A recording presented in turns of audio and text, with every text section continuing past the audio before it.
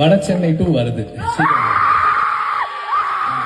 இயக்குனர் வெற்றிமாறன் இயக்கத்தில் சிம்பு ஒரு படத்தில் நடிக்க போறதா சில நாட்களுக்கு முன்னாடி நம்ம கேள்விப்பட்டிருந்த நிலையில தற்போது அதை கன்ஃபார்ம் பண்ற விதமா சோசியல் மீடியாவில் இப்போ ஒரு போட்டோஸ் ரொம்பவே வைரலா பரவிக்கிட்டு இருக்கு. இயக்குனர் வெற்றிமாறன் அடுத்ததா சூர்யா வச்சு வாடிவாசல் இயக்க போறதா எதிர்பார்க்கப்பட்டிருந்த நிலையில அந்த படம் கைவிடப்பட்டதாக சொல்லிட்டு இருக்காங்க.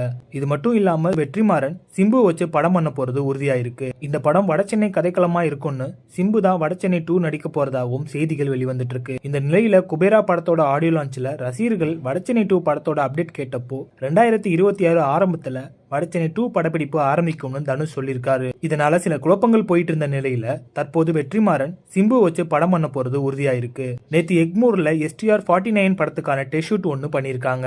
இதுல சிம்பு, இயக்குனர் வெற்றிமாறன், இயக்குனர் நெல்சன் இவங்க எல்லாரும் இருக்க மாதிரி போட்டோ ஒன்னு வெளியாயிருக்கு.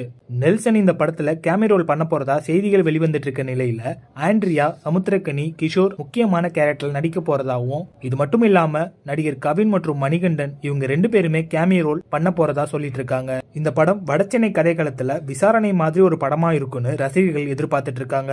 அடுத்த மாதம், அதாவது ஜூலை 2nd வீக்ல இந்த படத்தோட ஷூட்டிங் ஆரம்பிக்க போறாங்களாம். அதற்கான டெஸ்ட் ஷூட் தான் தற்போது எடுத்திருக்காங்க.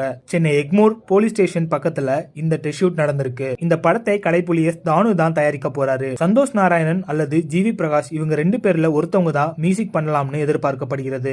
STR 49 படத்தை பத்தி உங்களோட கருத்துக்களை கமெண்ட்ல சொல்லுங்க.